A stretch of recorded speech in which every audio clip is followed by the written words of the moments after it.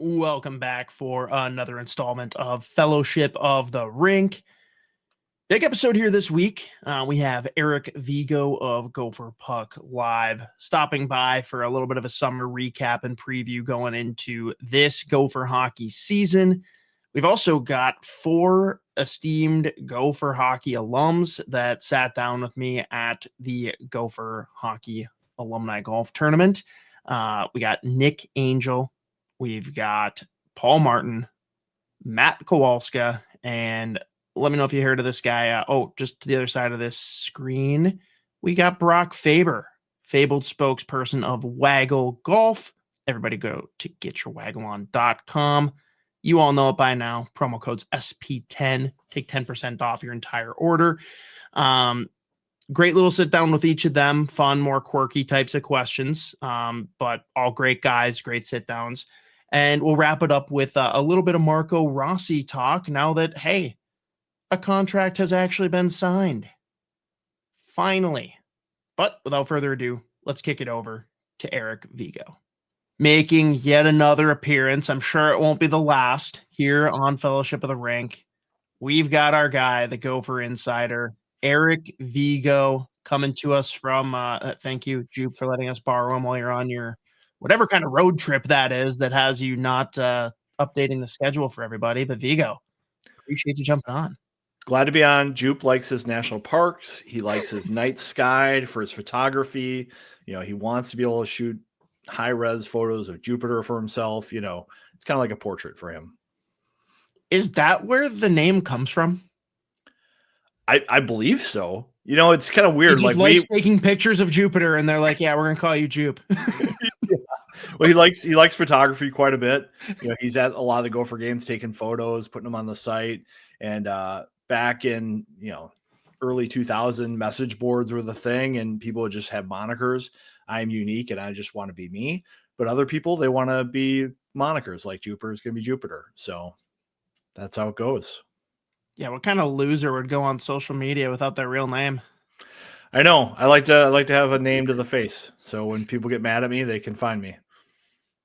Yeah, I'm very much the opposite. I will hide from everyone.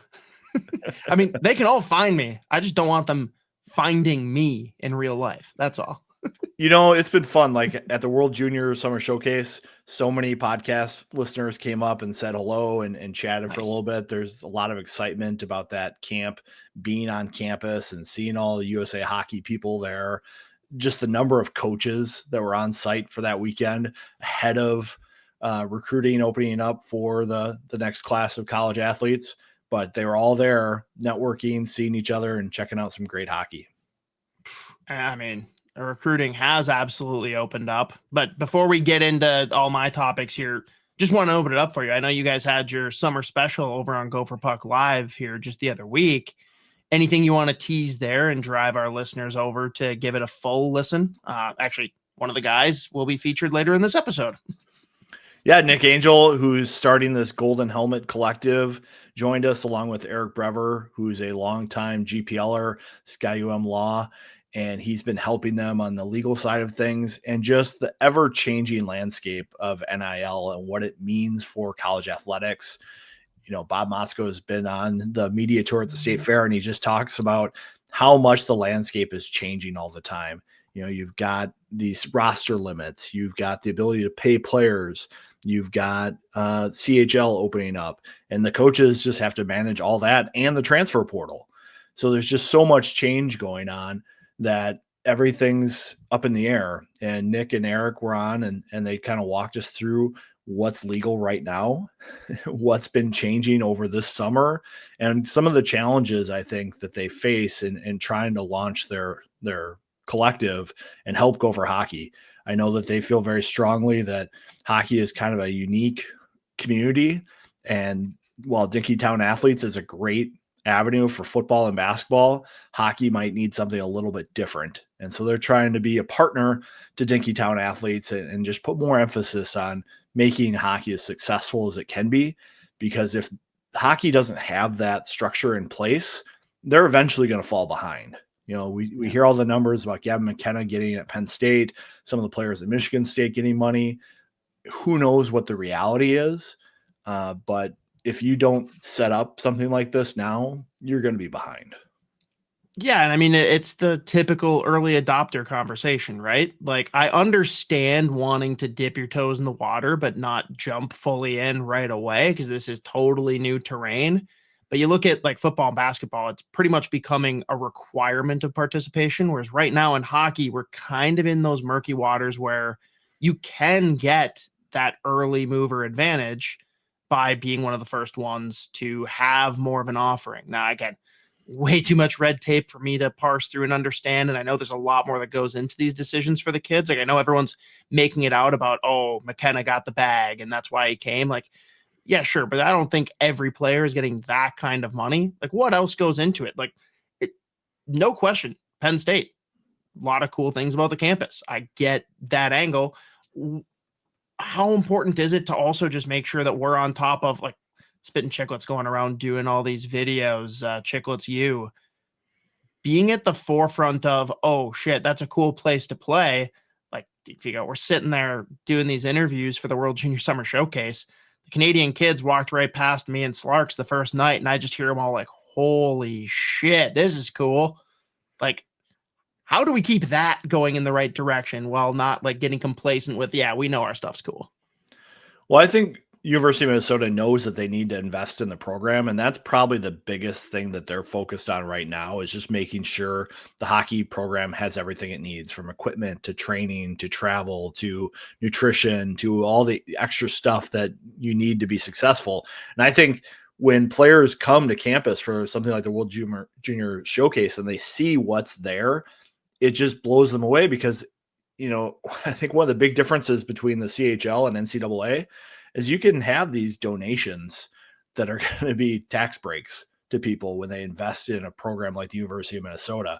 As much money as it goes into the London Knights, that's an investment that someone's trying to get back. Most of the philanthropy that goes into college athletics, the alums aren't looking for anything back. They just want to see their program be successful. And so I think that's the difference. If you're having a tough time in the CHL, they might just waive you and replace you. In the NCAA, they can bring somebody in the portal, but you're going to get that chance through the year with the coaching staff developing you. And it's just kind of a different mindset, I think. And while the money is enticing, I think having full scholarships is really the next step for college hockey and specifically the University of Minnesota. They want to fund all 26 scholarships. So kids get that opportunity and it's fair and you have a good locker room. And they just hope that playing for Minnesota is something special. And it's what people want to take on and embrace the challenge. And pressure is a privilege. And there's a lot of pressure when you play at Minnesota. There's no doubt about that. And we hit on it earlier. Bob Motzko has been in his bag this summer. Does all of the work that we've seen this summer, we're all very excited for very different reasons. Does it make up for all of the screaming and pouting online about 0 CHL recruits? I do think the roster's at 25. There's room for a 26 player. I think that 26 player, a right shot D, would have made a lot of sense from the CHL. Someone like Matthew Schaefer would have been the perfect fit, both for him and for the program. He did sign his ELC, so that dream's out the window. But who knows? The coaching staff at Minnesota is very involved in USA Hockey. I think it's conflicting for them to see the CHL open up. And there's probably 150 players that are going to play college hockey this year that usually would be American players. There are, of course, some Europeans and some Canadians who choose to go the college route, but by and large, the CHL players who are coming in this year are not your traditional college athletes. So I think that's a challenge for the coaching staff and probably a difficult thing for the World Junior coach to be a part of. And so they've kind of sat back and watched. And we'll see how it's all going to work out. This year's team, I think overall has a lot of depth, but there are definitely some question marks. Yeah, and I think you hit on an important point there that a lot of people just choose to gloss over. And it's okay to have one and dones on a roster. Like, you need that high level talent. You don't want to have half of your kids be in that scenario. And with the assumption right now being that a lot of these CHL guys probably are one and dones, like, I don't blame Motzko for coming in timid initially and waiting to see how this goes. Like this year, funny how January 10th, right after all the World Junior stuff is done, is the cutoff for all of these kids to just defect and be like, yeah, screw this. I'm going back to the CHL. Oh, you think I'm a second liner? Well, I'm a first liner. Screw you. Like, I don't know how that's going to play out. Maybe all the kids will stay and be happy. Maybe half of them dip out. But this year of all years, like I have zero issue with him not even playing with that fire. But do you think it's a problem if we're not seeing any efforts in that direction in the next year or two? At this point, I'm not worried based on how he's recruiting the 08s and 09s, because if I was to like look at roster construction, you ideally want a class where you have 4 to 5 kids you think will be there at least 3 years and maybe 4. And then you want 2 or 3 kids who are, 2 to 3 year players and maybe one who's a 1 or 2 and done. And I start looking at the Gopher recruits that are coming in from those 08s and 09s, and I see players who might not stay 3-4 years. And so if you start dipping into CHL now and filling your roster with those guys who are going to be 1 and 2 and dones, and then you have those 08s and 09s coming who might be early departure risks as well, you're setting yourself up for a really young roster year after year after year. So if you look at the way this roster is constructed, you hope that they've got players who stick around for 3 and 4 years. And I just don't think you can win in college hockey with a roster made up of all freshmen and sophomores. Yes, it's good to have 1 or 2 like elite talents because that can really change a game or extend a lead. But when you have a roster made up of all young players, there's going to be so many mistakes. And we've seen time and time again, the NCAA tournament, young players making mistakes, and that's it. The game's over. And it's really hard to catch up from that. For sure. Now, a lot of good work done this summer, as we continue to mention. What stood out to you? Like, what really got you excited about some of the recruiting that Bob did? I think just seeing some of the high-end talent, you're looking for puck-moving defensemen. Geiger and MacArthur are 2 right-shot D who are ultra-skilled. And those are guys who can create offense from the blue line. And I think that's something that is hard to have in college hockey, and it's such a game changer if you've got defensemen who can join the rush, jump down from the point, and get in the play. So getting guys like that is just super important. And then you've also seen them get some power forward guys like Gunnar Conboy. And, you need some guys who can hold on to the puck a long time, make plays around the net. Those are the high-end talents that really flash and everybody wants. And then you're seeing all these legacies from St. Cloud State families with the Cullens and McLaughlins and Conboy. There's ties to other schools and other conferences, but those kids want to play for Minnesota. And I think that's just such a switch in the recruiting mindset of fans right now. They're just worried. And now all these kids want to play for Bob or play for Minnesota. And so when you start checking off things like that, I think it's a successful start to recruiting. Yeah. And I mean, the one you just hit on there, it's no secret to anyone that pays attention to Gopher Puck Live, not cheering for it, not asking for it, but predicting there may be some level of demise for the St. Cloud State Huskies over the coming years. I mean, was the final nail in the coffin that the entire Cullen family decides they're coming to the Gophers? Well, it's tricky. They're already looking at Michigan State. I think the family had a house out there so that the family could be together while they're at the development team program and be in Michigan. And to see them make that change and want to come to Minnesota, and you have to imagine the youngest is going to join his older brothers as well. And he might be the most talented of the trio. So I think it's interesting. I don't think the demise for St. Cloud is in motion, but I think they're on shaky ground. They are getting some investments into their rink facility this year that you'll see. And, they're being propped up a little bit, but they definitely have challenges that some of these other schools don't have. Yeah, and it's unfortunate too that it has nothing to do with the hockey program. Like it's all about the university itself. Yep. I mean, they have some passionate fans and they've got some good teams from year to year, but they are on a little bit of hard times right now competing in the NCHC. You just kind of see some separation there at times with Western, Denver, North Dakota. Yeah.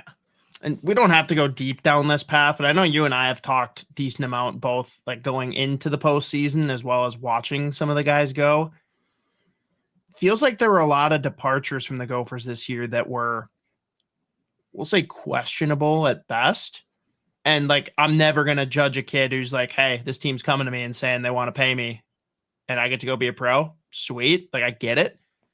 I just think there's some players that maybe were suited for one more year of college experience, and the Gophers certainly would have benefited from it as well. Like, how many guys did you look at and say, like, yeah, makes sense, go?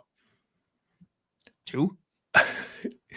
Maybe. Jimmy Snuggerud goes to the NHL. He's a top 6 player. Yeah. On a team that's competing for the playoffs. And he looks like he belongs. He competes. His shot's elite.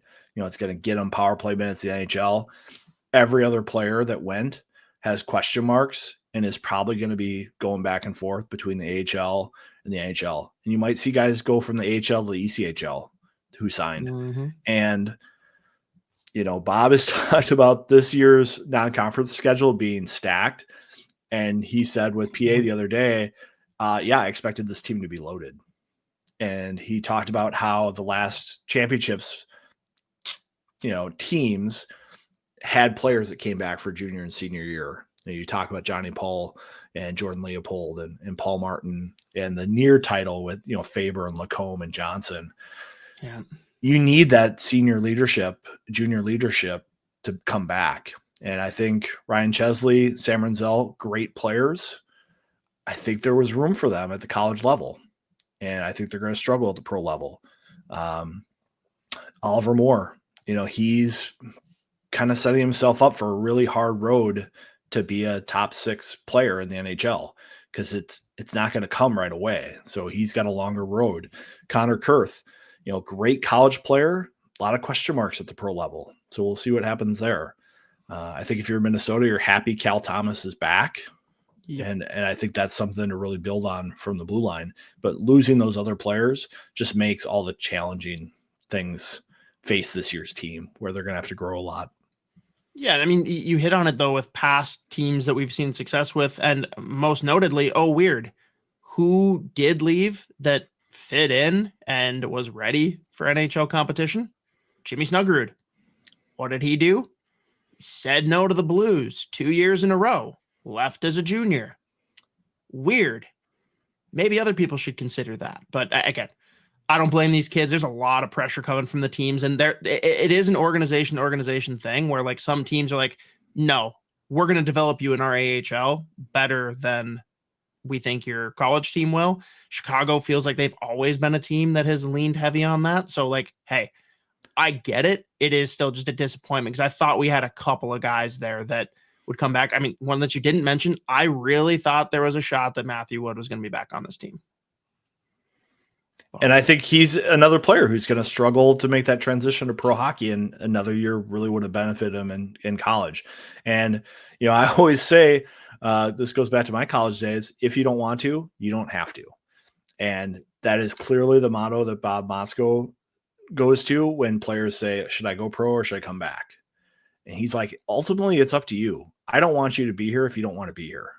Yeah. But if you want to be here, I want you all in. And I want you focused on having the best year you can have, not having one eye to signing a pro contract at the end of the year, because that's a really hard way to be successful, win in the NCAA tournament. Yeah, this is fair. But so with those departures, let's talk about how the lineup shakes out this year. I mean, we do have a couple of transfers that certainly help fill some of the holes, but I know you have had some fun spreadsheet gymnastics over the summer. Looking at, all right, who played together often, who played together well. Like, we kind of had some back and forth at the World Junior Summer Showcase in between games. And I'm just curious where you see early on, because you want to wait and watch some of this play out. You want to see what Bob does for the first weekend, whatever. But it's summer. We got nothing else to do. Rossi's signed. Kaprizov's still in Russia. Give me something here. Like, what are we thinking at least, like, first line, top 6. How do you think that shakes out if you have to guess today? Well, one thing to keep in mind with Bob Motzko is he likes to have pairs of guys that stick together. He likes to be able to have, 8 forwards that pretty much are going to be playing together, and then he fits in the other 4. So every time I go to watch Gopher hockey, I'm trying to figure out who those pairs are that are going to stick together throughout the year. And it's going to be challenging this year because as I look back, we saw guys like Brody Zemer play a lot with Oliver Moore and Jimmy Snuggerud. We saw him play with Hendrickson, Oliver Moore. So it's kind of an interesting thing because I think Zemer is a play driver for this team. So who he ends up playing with is going to be really a big factor for them because I think he's going to play a lot of minutes.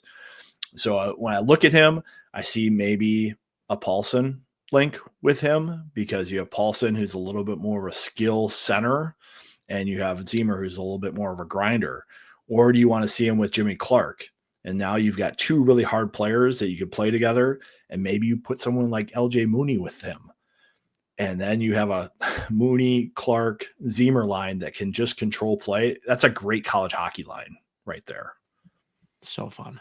Ooh, I like that. Yeah, but to your point, like the pairs are going to be interesting to see how they align, and it's just fitting the right pieces in the right places. Because I think the top 6 will have tons of talent. It's just like, how do you find that right balance on a line? What is the preferred identity for these lines? Does Bob want to have, what we've seen in the past where you've got a handful of lines that all kind of just come at you wave after wave and it's not a whole lot different? Or do you want to have specialization and say, hey, first line, this is what you're going out there to do. Second line, here's the identity I want you to cultivate. Like, I don't know. I don't think anyone knows, but that's kind of what all the intrigue falls from.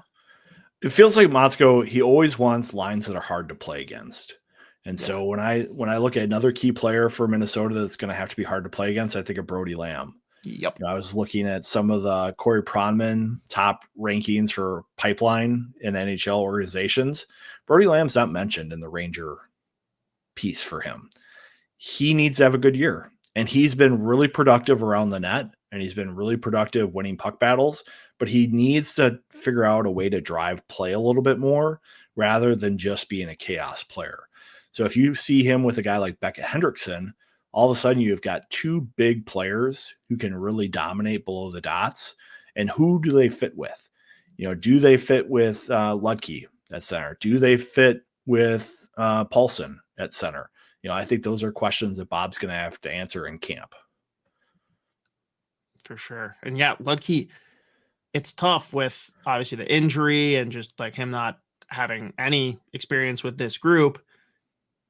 I feel like he's going to be the most like trial and error. Like Bob's just going to throw him places and kind of see who can fit around him. Mm-hmm. I don't know if that's understating it too much, but he's the one that's the real wild card in all of this, because the rest of the guys, we've got an idea of what their identity is. And I'm with you, like Brody Lamb, him and I guess the Brodies, him and Brody Zemer, there's a lot that's going to fall on, I think those 2 being on separate lines is going to be huge. They're basically going to be the play driver for each. I'm excited to see what both of them do as well with the floodgates opened a bit in different ways. Brody Lamb, more just from the holistic team perspective, like, oh, I have to step up and be a leader now. I need to be the guy. Brody Zemer, I'm curious to see what it's going to be like when he plays on his own line. And what I mean by that is not playing with Jimmy Snuggerud. Because I'm not sitting here saying like he deferred on the regular, but in the back of his mind, it's like, how do I get Jimmy this puck? Because he's going to rip it through the back. Like, I want to see him take the initiative and be a little bit more of the play driver and the guy that gets leaned on for his line. I think he's absolutely capable of it, but I'm just excited to see it kind of come to fruition with whoever's going to end up in that line. Yeah, I'm definitely interested to see who the shooters kind of become out of this group, because we've seen this program over the last couple of years be so reliant on getting the puck to certain guys. I don't know if this year's roster has that kind of feel to it. I feel like this is more of a grind, chaos, traffic around the net kind of team rather than a perimeter team. And maybe that benefits them in tight games in a tough season. I mean, we'll see. The other big question mark for me is there's only one right shot D on the roster right now. So how does the coaching staff handle that? I know Luke Middlestat's played on his offside from time to time, but who are other guys who are comfortable in that role? Because they're going to have to find some guys and put them on their weak side.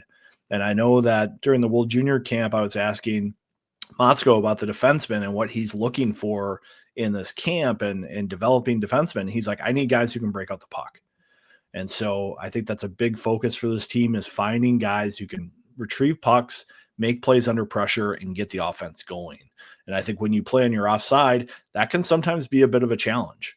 And I think that's something that other teams could focus on early and see how they respond to it. And with that, like you said, there's going to be some moving pieces with that. There's going to be some trial and error. How beneficial do you think it is that we are starting the season off with such a tough, considerably speaking, like tougher non-conference schedule to work through some of those kinks, be truly battle tested before kicking into Big Ten play? Well, I remember Motzko's first year, he wishes they had a tougher schedule because there are a lot of issues that the team had that weren't exposed until they played Minnesota State, Minnesota Duluth, North Dakota, teams like that. He just got kind of lulled to sleep, and I think they had a bye week early in the year too. And he's like, we've been together as a team for like 7 weeks, and I'm just now seeing what we have to work on. And that's not going to be the case this year. I mean, they're going to be right in the fire. It's a tough non-conference schedule. The Big Ten is going to be very challenging this year. I don't think anyone's going to be picking Minnesota as the favorites in the league for this season, even though it's very tight, 1-6. I think the only team 1-6, you think, huh? I think it's going to be very tight, 1-6. Right. Notre Dame is probably the one team I think is going to struggle out of the Big Ten. I think everybody else is going to be tough. I agree that they'll all be tough. I do think there will be tiers of separation, but it is going to be really interesting to see it play out. And the one that's really, it feels like I say this every year. So, I mean, stop me if you want, but what is Michigan? What are they this year? I do not know. I have no idea. They're going to be talented, but they're going to make lots of mistakes. I think that's a team that could struggle, but they're going to have so much talent that some nights they're going to be able to outscore their mistakes. And I think a Brandon Naranjo coach team is always going to have a little bit of an edge and undisciplinedness to them.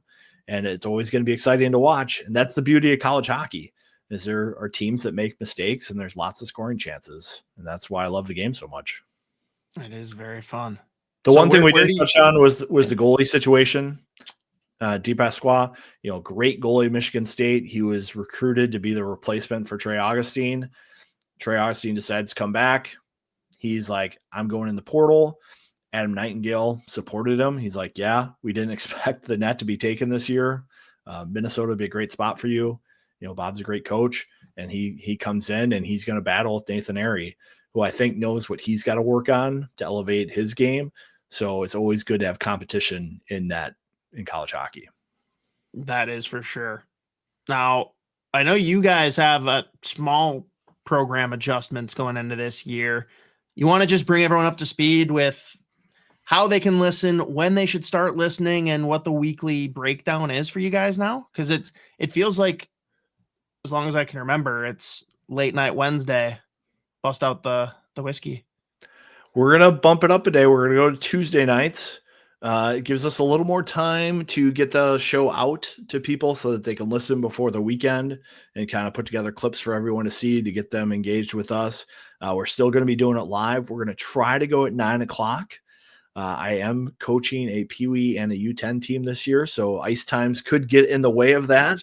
But we're looking for Tuesdays at 9, every week where the Gophers have a matchup on the ensuing weekend. So we'll start the week of the Michigan Tech series and looking forward to it. There we go. Everyone check them out. Gopher Puck Live. Yeah, Gopher Puck Live, Vegoe at the X. So that's appreciate you coming on board. Always fun to be on the fellowship, though. Hey, always welcome back on. Love to get our Gopher talk in. And speaking of which, we're going to kick it over now to some interviews we banked at the Gopher Alumni Golf Tournament. We got the aforementioned Nick Angell, Paul Martin, Matt Kowalska, and I'm not sure anyone that listens to this show has heard of a guy named Brock Faber, who famously was not sure which years he played for the Gophers. Tune in. This interview is brought to you by our friends at Vegoe Golf. Vegoe Golf believes what you wear on the course should reflect your individuality, who you are, where you're from, your hobbies, interests, and passions. All the stuff that makes you, well, you. That's why every design is inspired by the desire to create a piece of apparel that strikes a chord when you see it. That makes you say, wow, that was made for me. Because, in a lot of ways, it was. Ready to get your waggle on? Go to getyourwaggleon.com, throw in promo code SP10 at checkout to take 10% off your entire order. Here at Legends Golf Club, let's have name and years you played for the Gophers. Nick Angell, I played from 1998 to 2002. And when did you know you were going to be a Gopher? Good question. I used to always want to be a UMD Bulldog because I grew up in Duluth and my parents had season tickets and I was a huge Bulldog fan, but I could tell you what, every time the Gophers came to town, there was something special about that game. Walking through the skywalks, there was just an excitement in the building. And, you know, at the time it was Coach Woog and, you know, you see those guys out there with the big M and, you know, why wouldn't you want to play for a program like that? You know, so I had the opportunity to play for a couple schools and UMD was one, and they were not happy when I did not go there as a local kid. But, you know, when you have the opportunity to represent your state, I always felt like, you know, if you go to UMD, you're representing Duluth, but if you go to the University of Minnesota, you represent the state and the community and the tradition. So it was at a pretty young age, you know, maybe 12, that I knew I wanted to be a Gopher. Okay, and was there a player you idolized that helped the flip from UMD to Gophers? Yeah, it was Mike Crowley. I mean, I wore my skates the same way he did, tongue out, tried to skate the way he did. I think I got a scar on my leg still trying to like do his turns on rollerblades in the summers up in Duluth. And then so I wore his number in high school, number 20. And then when I came to the U, Mike Genzel gave me the opportunity to wear number 20, and I said, hell no, I can't carry that jersey out there. I'll take Micheletti's 26 instead. Nice. Yeah, less pressure there. Yeah, I think Vanek said the same thing about me. He's like, wow, there's a lot of goals left in that jersey. I think I'll take 26. Gosh, there's a lot that followed that too. Yeah. Okay, nice. Best moment for you as a Gopher? Personally, I would say it's the first time you step out onto that ice for almost every Gopher. And then, you know, that's like the best personal moment, right? Because you've always idolized all these guys, watch them skate, and then you get to go out there and you can see your parents sitting in their seats, you know, up there. There's a lot of self-pride for that. But then as a team and as like an accomplishment, obviously winning the national championship in 2002 in front of the home fans in overtime, you know, as a team and as a culmination of kind of like your career at the U, that was a pretty good way to go out. You can't top that. It's almost like, you know how like players retire after they win the Super Bowl? It's like, you still got a career ahead of you, but it's like, maybe I should just be done playing. I know. And there's some guys that I've played with, they've got 2 rings. I've only got 1, you know, so, but I'd like to think, you know, something that we take a lot of pride in is like when we first came in, our first year, we were like barely 500, second year, a little bit over 500. Third year, we went to the regionals, and fourth year, we won the national championship. So we came in when like Gopher Hockey was maybe a little bit of a low, and I think we brought it back up and kind of set the bar for future generations. So that's something I know our class takes a lot of pride in. For sure. And so hard to beat winning a natty at home, but post-Gopher career, best moment? Good question. I think playing in the KHL was really fun. Getting a chance to play with Jaromir Jagr when I got traded to his team, and I actually sat right next to him. And he's giving me his like phone number to go out and grab tea, because they don't drink coffee there. Going out to grab a tea with him, and I'm putting his name in my phone, and all I'm thinking is like, I've got this dude's Upper Deck rookie card at my parents' house next to my Bo Jackson poster. You know, like, so that was kind of like the coolest moment where I'm like, oh, man, this guy's giving me one-timer passes. This is the best thing ever. So we're going to just put a pin in that one for when you jump on with us for an extended interview. So many questions about Jagr and the KHL. So that is a great lead off.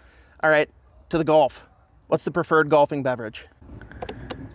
Good question. It kind of depends on the weather, right? Like, sure, that's fair. Sometimes if it's a little cool, you might need like a hot toddy. Maybe, you know, if it's getting a little hot, it might be like a vodka lemonade or a nice beer. I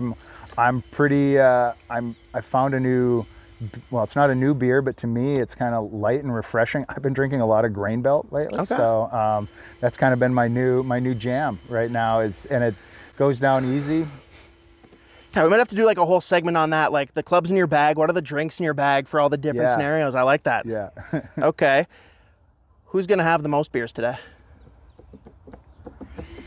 Good question. I mean, I don't think there's going to be anybody that really sets the bar super high, because all of these guys are super competitive and nobody likes to lose. And I mean, I already got guys chiseling me about handicaps and if you're getting 5 players or 4, do they get an extra stroke? And he bought more mulligans. So like the competitive juices, even though like the bodies look a little like softer than they did back in the college days, the guys are still super competitive. So, I mean, I'm sure the guys are going to have a couple pops here and there. Sure. But I think the guys want to win. Like, and the prizes are nothing spectacular, but it's a lot of pride. It's about winning for sure. Yeah. And so basically the answer is whoever hits a couple water hazards or sand traps early is the one that's going to end up in the bag. Yeah, it could be. Yeah, it could be. Fair. Who's most likely to have a foot wedge today? Who's going to be the cheater? Ooh. Good. That is an incredibly difficult question. Let me think. I mean, because you want to plead the fifth, or because? No, I mean, I'm dealing with like multiple classes, different eras and genres. You know, like the older guys, like that game was a little more gritty, right? You know, like they would do what they could to get away with it. Now the younger guys, they're a little more like by the book. You know, so I'm gonna say it's probably one of the guys in like late '80s, early '90s. Okay. I might say Randy Scarta. Okay. Hit the post in the national championship game. Hard worker. He'll do what he has to win. To your awareness, who's the stick of the group? I know Paul Martin's pretty good. Nick Michael is pretty good. I know his twin brother played D1 golf. That helps. So I think there's quite a few guys that are either single digits or scratch golfers. So okay. All right, then the fun ones. Caddyshack or Happy Gilmore? Oh, man. I mean, I was born in '79, so I'm kind of more of a Caddyshack guy, but I mean, I love the hockey references in Happy Gilmore. Yeah, did you watch Happy Gilmore I haven't seen the new one yet. I've heard mixed reviews. Some guys think it's horrible, some guys think it's great. So I'm kind of going in. I'm a glass half full kind of guy, so. Yeah, I mean, the way I described it is I would feel wrong encouraging or discouraging someone from watching it. Yeah, I heard it's a bit nostalgic, so, you know. Yeah. Last question that we ask everybody for any of our sit-downs for our good friends at Waggle Golf. Everybody go to getyourwaggleon.com. Throw in promo code SP10 to take 10% off your entire order. Don't care if it's a celebrity, athlete, dead or alive, fictional. Give me 3 people that round out your dream golf foursome. Ooh, gosh, these questions are tough. 3 people. Honestly, I'd probably go with my foursome I got right now. Eric Wendell, Pat O'Leary, Jordan Leopold. There you go. Guys I graduated with, won a national championship with, had the best times of my life with. I wouldn't pick anybody else. Love it. Who's riding in your cart in that scenario? Well, I like to drive, and Eric I would probably go with Wendell. Pat O'Leary loves to drive the cart, so I'll put him in the other cart with Leo. Smart. I appreciate it, Nick. Yeah, thanks so much. Name and years with the Gophers. Paul Martin. I was at the U from 2000 to 2003. When did you know you wanted to be a Gopher? When I was really young. Back then, the Gophers were on TV, all sports, Fox Sports, and we'd go over to my grandma and grandpa's and watch the games, old Mariucci, and so I knew from a young age I wanted to be a Gopher. Weird question for me, because like you're of the era that like you would have been a guy I idolized. Did you have any players that you idolized growing up? Yeah, I mean, I think from the Gophers, I'm trying to think the age groups, like Mike Crowley was my favorite. Like I still try to get the guys to do the scorpion when they celebrate, and it hasn't happened yet, but maybe someday, you know. I mean, I feel like even though I wasn't, I was born in '81, like Neil Broughton clips, you know, or guys, the nostalgia of some of those good teams and the Bill Bakers and But like even then coming to the U, like Jordan Leopold was a couple years older than me, but I really idolized him and how he played the game. So, yeah. What would you say was your best moment as a Gopher? That's a good question. I feel like so many, but the first national championship at the Excel Center, pulling that one off with Kowalska tying the game, and then Grandpa Tonley both in our class getting the game winner. That was in our own backyard. Was pretty special. Get to golf with them all today, so it'll be fun to relive some of those memories and yeah, shoot the breeze a little bit. For sure. And best moment after your Gopher career? Best moment after my Gopher career, I think just a lot of them, like coming back to coach and being with the guys for the last 4 years has been a blast. You know, I think also like the NHL career was a lot of fun. Playing in the Olympics was really memorable, being able to represent my country. So quite a few, you know, mostly the guys. I miss the guys being done, but this will be a fun event today. A lot of alumni coming out. So, what's the preferred golfing beverage? Good question. For me, it's either water or Gatorade. You'll have to ask some other guys. I'm sure there'll be a wide variety. Stilly is Thomas Vanek's preferred choice of beverages companies, so there might be some of those flowing. What's your favorite beverage? Well, Thomas Vanek's is Stilly. I like that. That's a good pivot. That's a good pivot. You're a pro. Who do you think will have the most today? That's a good question. I think there's some guys that aren't going to be here that I'd put money on. Fair. You know, I think there's the Seth Helgeson group with Mikey Hofel, and those guys will have a lot of fun. But I also think like the Eric Wendell, Pat O'Leary, Nick Angell group will enjoy their time out here. So yeah, we'll see, I guess. Nice. Who's most likely to pull out the heel wedge? The heel wedge? Yeah. Oh man, that's a good question. I feel like Pat O'Leary maybe.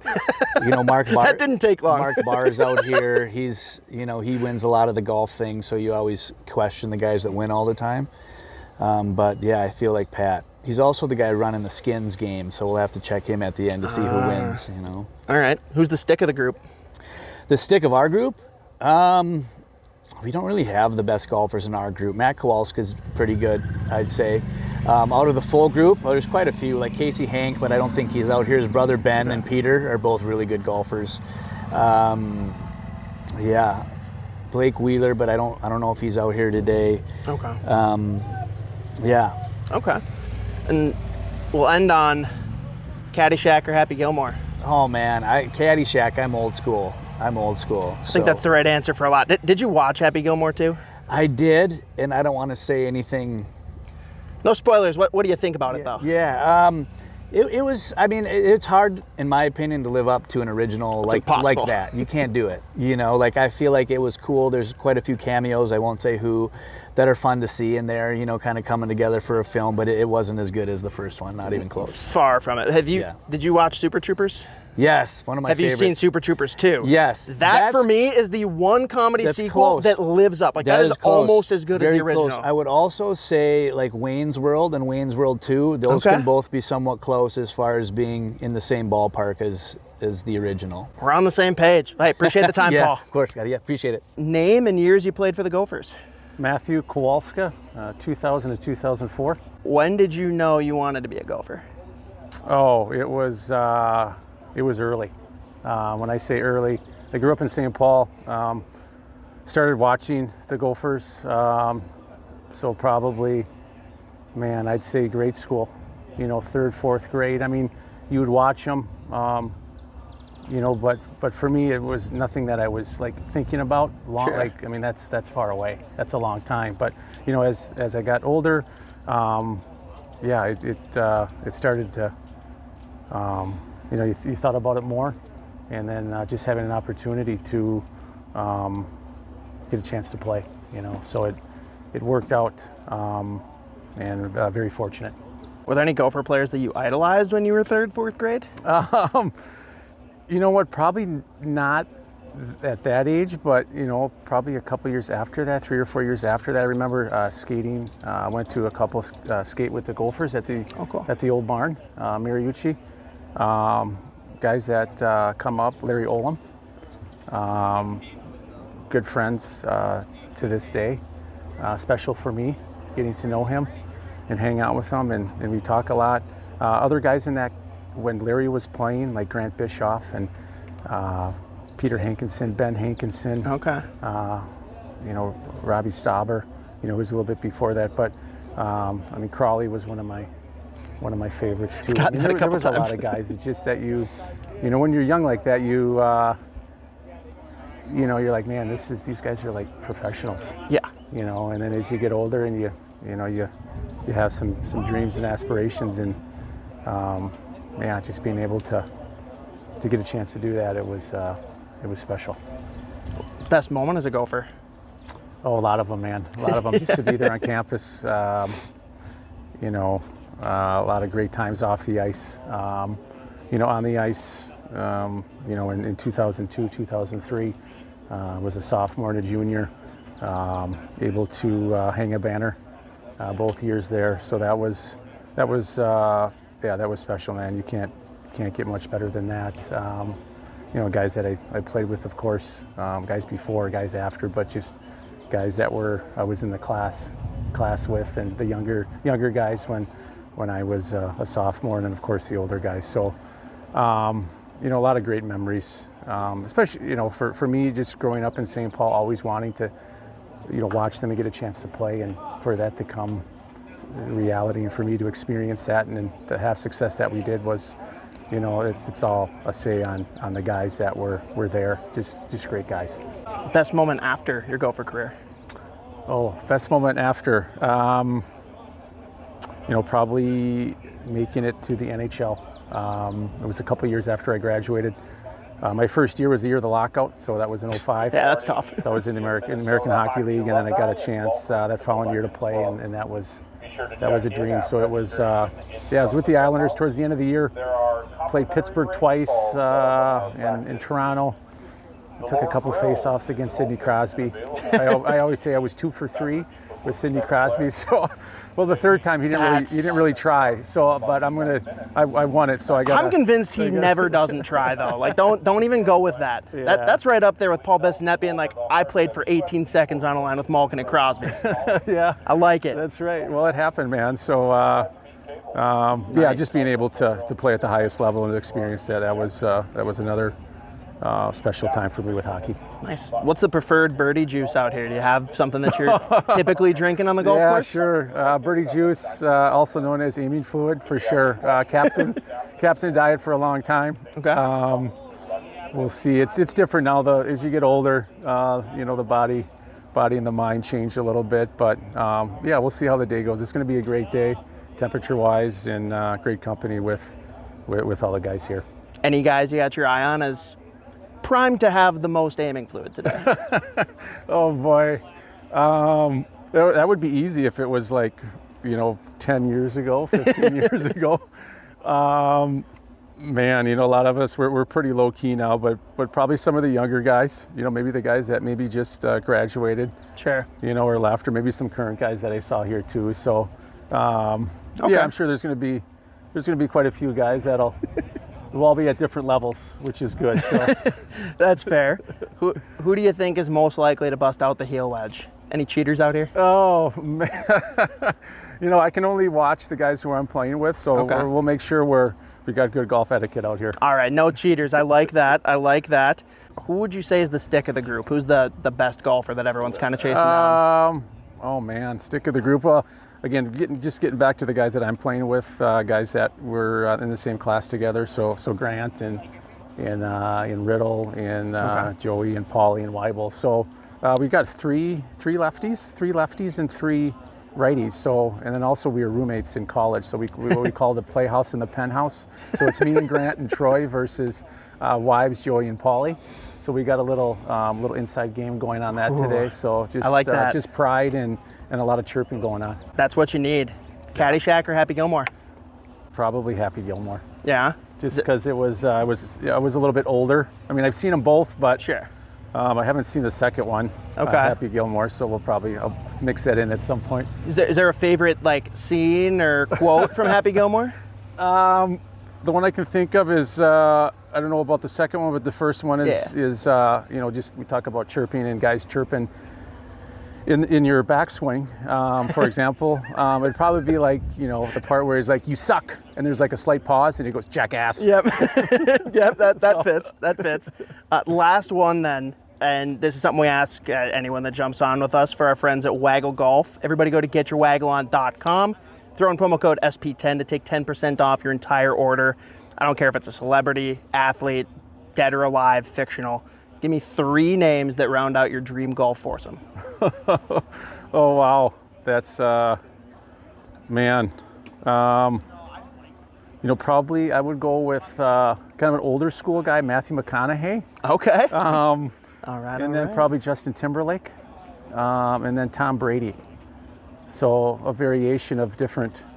That's a really interesting group. And it's like Brady I've heard before. The other 2 are definitely newer, and I like that. So who's in your cart with you? Oh, man. Probably me just being an athlete, and Tom being an athlete. Sure. And those other guys being, what they do. It'd be tough not to go with Tom. That's fair. I mean, I don't care. Yeah, either 3 of those guys will be just fine. Yeah, you're not losing in that scenario. No, not at all. So just trying to make it a winner for me. Well, hey, swing straight. Appreciate you having on. Yeah, you're welcome, man. Thanks. Go Gophers. All right, name and years that you played for the Gophers. I am Brock Faber, and I played for the Gophers from, what years was it? 2020 to 2023, I think. Okay, fair. You might have It's funny, all the old guys, I came up with it right away. We might have to look it up because, Fact check. well, because the COVID years. Yeah, it messes I don't everything even know up. what year it was. But yeah, you'll just have to cut this if I'm wrong. And if I'm right, which I think I'm right, then you can leave then we it. highlight it. Perfect, Sure. perfect. All right, when did you know you wanted to be a Gopher? Since I was little, going to Mariucci as much as I could with family. It was a pretty easy decision to being obviously from Minnesota. It was always the Gophers in the wild, and you know what? Worked out pretty good for you, huh? It was a no-brainer, and yeah, I got pretty lucky from there. So Nice. Did you have a Gopher that you idolized growing up? Yeah, I mean, there was a bunch. I watched that team. Bukestead was when I was really kind of starting to take my hockey career to like starting to really actually try and work on my game. I liked watching Bukestead a lot. Nate Schmidt, Paul Martin, Kyle Rao. There was a lot of guys in there that I kind of looked up to that I wanted to be like. So. Very cool. I know there's a lot of people now who are pretty much going to say Brock Faber, whether it's Gophers or Wild, but I don't know. Best moment as a Gopher? Best moment as a Gopher, gosh, there's a lot of them. I think, the going to the national championship, obviously it's also my least favorite memory as a Gopher. Yeah. But the just winning that game against BU, and then knowing that we have a chance to put up a banner, it was just the different level of connection you felt with the guys next to you. You're all going through it, you all feel those nerves, and that was like I said, my favorite memory and my least favorite memory. No, that's pretty fair. Yeah. How about best memory post Gopher career? Post, probably my first game with the Wild. So Yeah, just the lap, or was there anything in particular? yeah, probably the rookie lap, seeing my family and friends and a bunch of people in the crowd. It was definitely special. Dream come true. What's the preferred birdie juice out here? Do you drink out on the golf course? Unfortunately it's a Tuesday and the season's around the corner, so I'm no. kind of keeping it light today. But Yeah, that's fair. If it happened to be a Saturday morning earlier in the summer, I would imagine it's Fireball. Okay. So I'd imagine. Not that I know, but Hypothetically, in a world where maybe you would drink, Fireball Sure. might be something on the menu. That makes Possibly. sense. Okay. Possibly. Any guys you're watching to be the ones that have the most pops today? I think the my group's gonna keep it tight. I think we're focused on our golf games and our golf games alone. However, I think there's a good amount of groups today that will have plenty of fun, on both sides of the course. So, Who are you watching to cheat or no risk? I don't Okay. believe anyone here would do that. No one would do it. Who's the stick? Vinny Lettieri, I'm hearing. Vinny Okay. Lettieri. Played with him a few times. He was he's a good golfer. So Okay. he's a good golfer. Caddyshack or Happy Gilmore? Happy Gilmore. Did you watch Happy Gilmore too? I did. What'd you think? Well, I thought it was good. It was never going to be better than the first one. Well, no. But I thought they did a pretty good job of, like, you know, I was still laughing a lot of the time. Yeah, it was maybe a little cheesy, but I thought it was good. I thought they did almost as good as they could have, you know, trying to follow that one up. Very fair. Last question that we ask everyone. I don't know if you're familiar with this like small local apparel shop called Waggle, I think it's pronounced. Yes, I'm very familiar. Come here. Hey. You're good.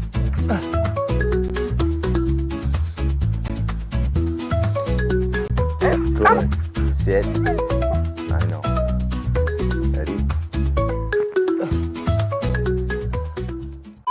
That's my favorite golf brand, Waggle. The best. Favorite golf brand. Well, everyone go to getyourwaggleon.com, throw in promo code SP10 to take 10% off your entire order.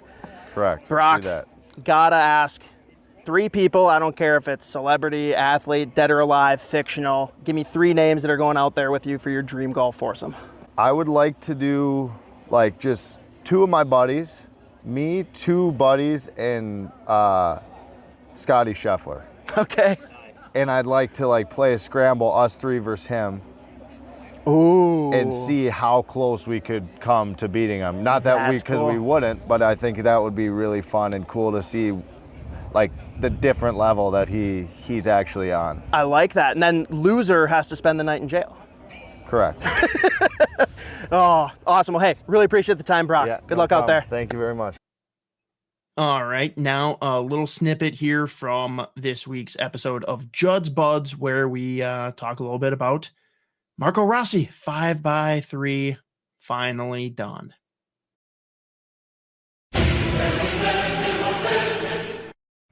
Real quick, the Marco Rossi contract happened. It is, as we predicted, a short-term bridge deal. It was actually 1 year, probably longer than I thought it would be. I like the 3 years, still an RFA when it expires. Does end up being that $5 million AAV, just a 3-year, not a 5-year. Of course, Isha put in the title of this video that it was a $15 deal, which is very funny.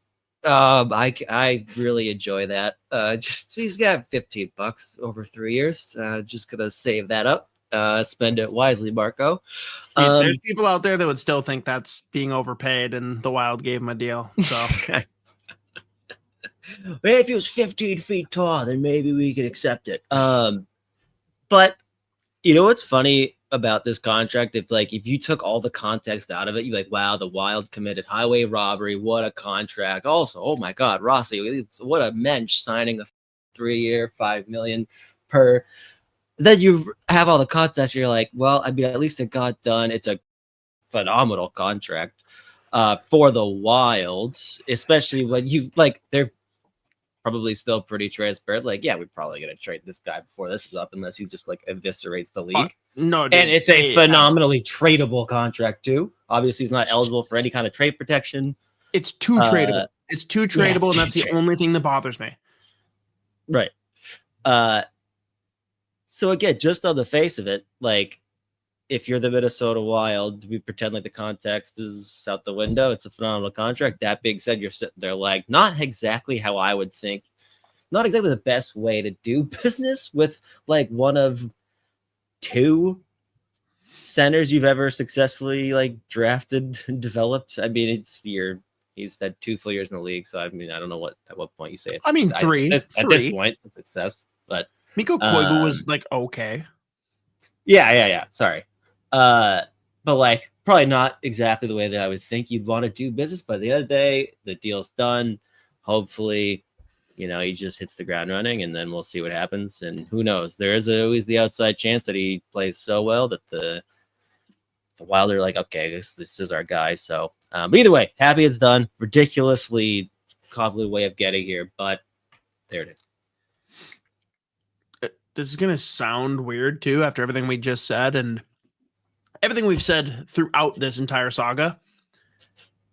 Dude, if we get to the point where they're back at the table in 3 years, I'm going to be just banging my head against the wall. Like I'm just going to tune it out and pretend that it's not there because the same bullshit's coming. But it's like, well, we made him our bitch once. Let's do it again. And that's not to say that he made Marco his bitch. It's more like, I'm going to be an asshole. You have no choice if you want to play this year, but to get something done. So come get something done. And Marco found a way to make it work in a way that's like still a solid deal for him. It's not like it's a bad contract. It's just, why did it take this much work for it to get here? I really, at the end of the day, I'm just thrilled it's done now instead of a couple weeks from now. Right. Right. He's coming in. He's going to be able to start training camp. No problem. Hopefully there's no setbacks because of that. Right. So that's, I guess, first and foremost. Now, the fun part is, where does he play? And I've certainly got opinions, but I want to hear what you think. Well, funny you should mention that because I once again brought back up the daily face-off line combos. And I tell you what. Is he 4C? Again, probably not all that realistic, but I don't hate what they've got going. First line, Kaprizov, Eriksson, Zuccarello. Second That'll line, never happen. Boldy, Rossi, Senko. Third line, Ogren, Yurov, Hartman.